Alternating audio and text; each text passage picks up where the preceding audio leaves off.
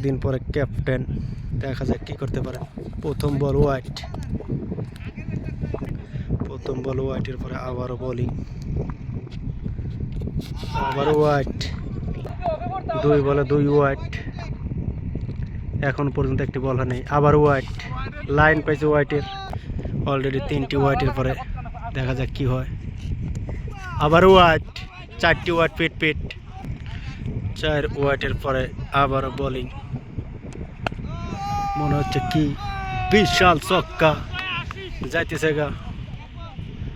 1 বলে 10 রান, 2 নম্বর বল, আবারও big six. মুসাফা যেতেছে বল, ওই ফিল্ডার আজকে বোলিং এ হাগাই ফেলবে মারতে মারতে।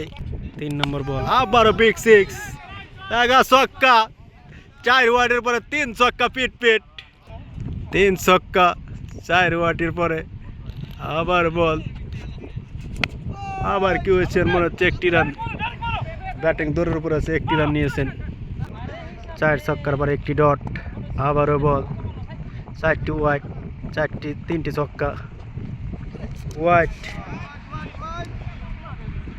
কিপারে ক্লান্ত, বোলিং এ দুর্বল হয়ে গেছে অলরেডি। দেখা যাক কি করতে পারে ঈশান। ওয়াইড, বোলিং নানান ধরনের তামাশা। ওরে বিগ সিক্স, মুসাফায় মনে হইতেছে বিগ সিক্স।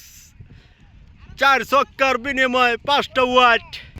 লাস্টের বল অলরেডি 31 রান দিয়ে ফেলছে, কি হয়? ও 1টি রানের সংখ্যা শেষ, দেখা যাক কি হয়। 1টি রানের সংখ্যা, 32 রান 1 ওভারে। ভালো থাকবেন সবাই।